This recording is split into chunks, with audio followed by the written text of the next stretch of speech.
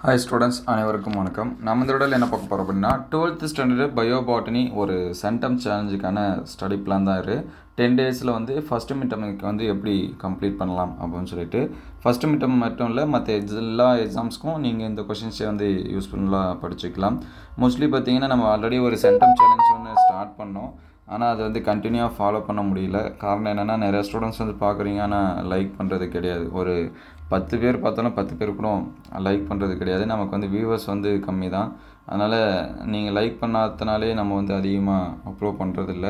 So இந்த videos வந்து அடுத்தடுத்த பார்ட் வந்து கண்டினியூ ஆகிறதும் உங்கள் கையில் தான் இருக்குது.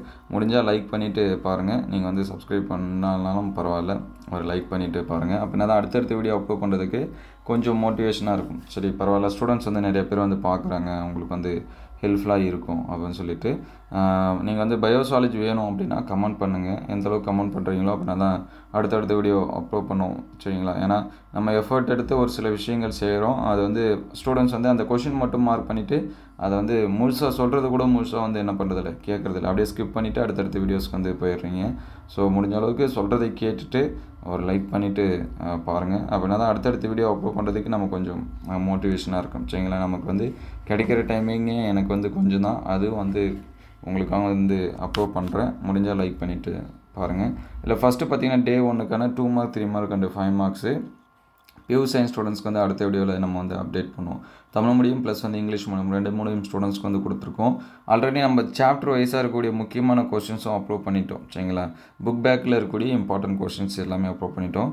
அது எல்லாமே ப்ளேலிஸ்ட்டில் இருக்குது. ப்ளேலிஸ்ட்டோட லிங்க்கு நான் டிஸ்கிரிப்ஷனில் தரேன், நீங்கள் வந்து பார்த்துங்க. நம்ம வாட்ஸ்அப் குரூப் அண்ட் சேனலில் ஜாயின் பண்ணாமல் தான் ஜாயின் பண்ணுறேங்க.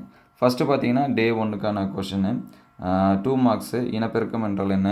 தகுந்த எடுத்துக்காட்டுடன் 2 தரையோட்டை தண்டு மற்றொரு பற்றிடு. பதியமிடல் என்றால் என்ன? நகல்கள் என்றால் என்ன? பிரித்தெடுக்கப்பட்ட பிரியோஃபிலை இலை எவ்வாறு புதிய தாவரங்களை தோற்றுவிக்கிறது? அதுக்கடுத்து அபாய நிலை மற்றும் அரிதான தாவர சிற்றங்கள் பெறுவதற்கு திசு வளர்ப்பு சிறந்த முறை, வியாதி. அதுக்கடுத்து 3 மார்க்ஸ் பார்த்தீங்கன்னா ஒட்டுதல் மற்றும் பதியமிடுதல் வேறுபடுத்துக. மண்முட்டு பதியம் மற்றும் காற்று பதியம் வேறுபடுத்துக. தன்மகந்த சேர்க்கை தடுக்க இருபால் மலர்கள் மேற்கொள்ளும் ஏதேனும் 2 உத்திகளை பட்டியலிடு.